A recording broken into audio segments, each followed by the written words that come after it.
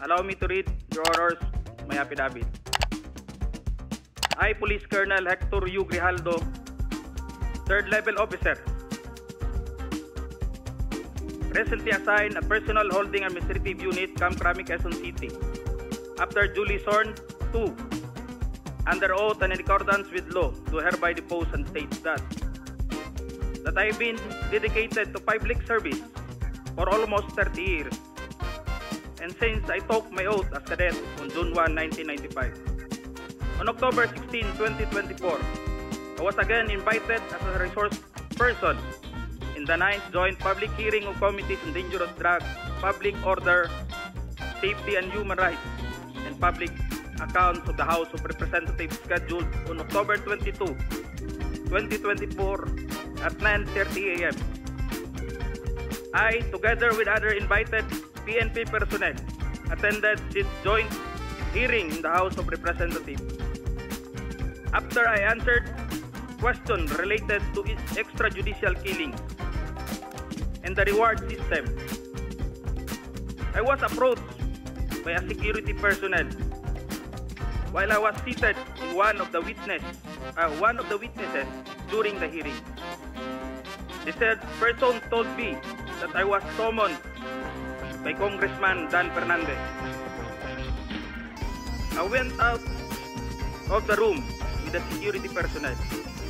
When we were outside, he told me to go to the left corridor and proceed straight to the end room.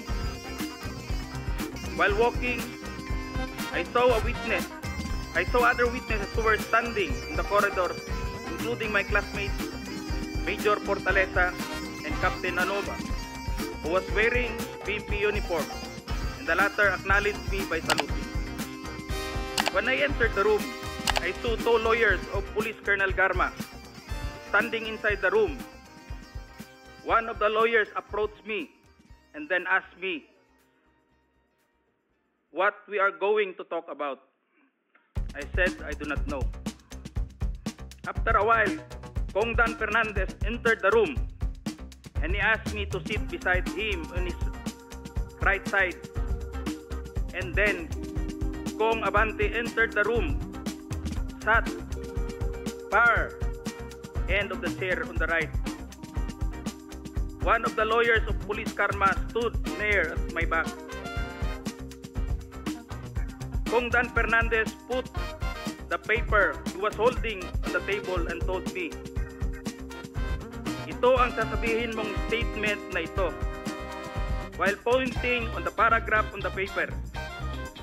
Ito ang supplemental affidavit ni Colonel Garma.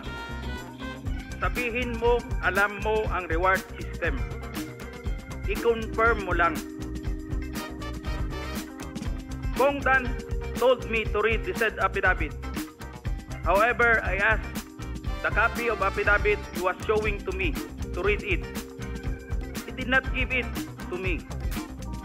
The lawyer of Police Colonel Garma said, "Ikaw lang ang pwedeng magsabi niyan," sabi ni Colonel Garma. I was puzzled and I asked myself, why me? I respectfully told him that I cannot confirm. They are saying as I have not read the affidavit.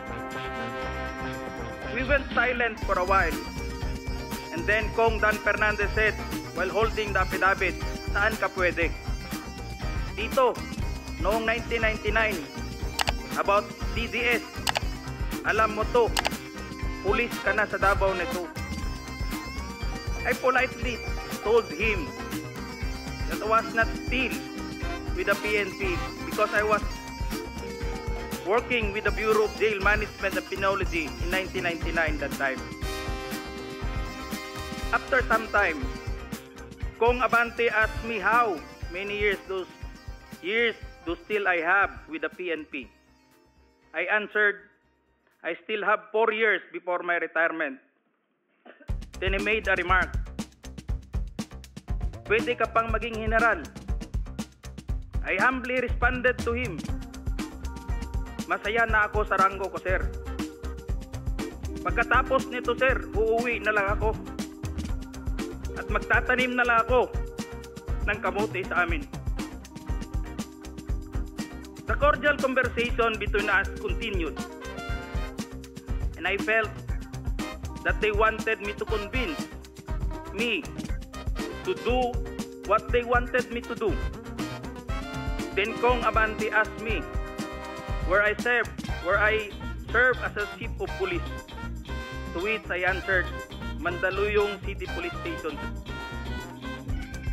Kong Abante then persuaded me by saying, ikaw naman Colonel, ganito na lang, alangan namang walang insidente o pangyayari sa panahon na yon. I answered, and I served as a COP in Mandaluyong during the COVID-19 pandemic, and there were less crimes committed, and we did not receive any reward from anyone. I added that we only received funds, additional MOA or support fund from the Peace and Order Fund of the LGU.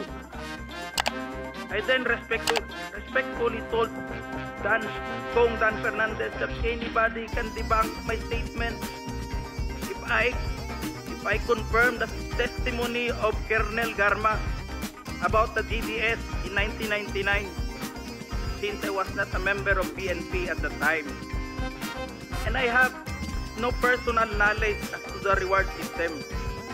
Additionally, I said, the work of the policeman are noble and requires great sacrifice. Even without the reward or award, it is our moral obligation and a call of duty to serve our country and people. Then Kong Dan asked me, si Colonel Garma, anong masabi mo sa kanya sa Barayuga? I politely told him I cannot comment on the case. When I respectfully answered him, Sir, mahirap yan. Kasama kami sa nag-iimbestiga at hindi ko alam kung anong kinalaman niya at may investigasyon din sa amin, baka ma-incriminate ako, sir. After the discussion, they did not give me a copy of the second affidavit of Police Colonel Garma. I felt that I disappointed them. Kong Dan Fernandez and Kong Abante left the room, while I and the two lawyers of Police Colonel Garma stayed in the room for a while. I presume that they are about to present the second affidavit of Police Colonel Garma. I asked the two lawyers of Police Colonel Garma why they have chosen me. They did not answer me and just stared at me. And that I went back to the hearing room. When I went back to the hearing room, I immediately called the attention of Police Colonel Lito Pasay, who were sitting behind the witness table. We proceeded at the back of the lobby area when they suspended the hearing. I confided and discussed to him what happened in the room with Kong Dan Fernandez and Kong Abante and the two lawyers of Police Colonel Garma. That's all, Mr. Chair.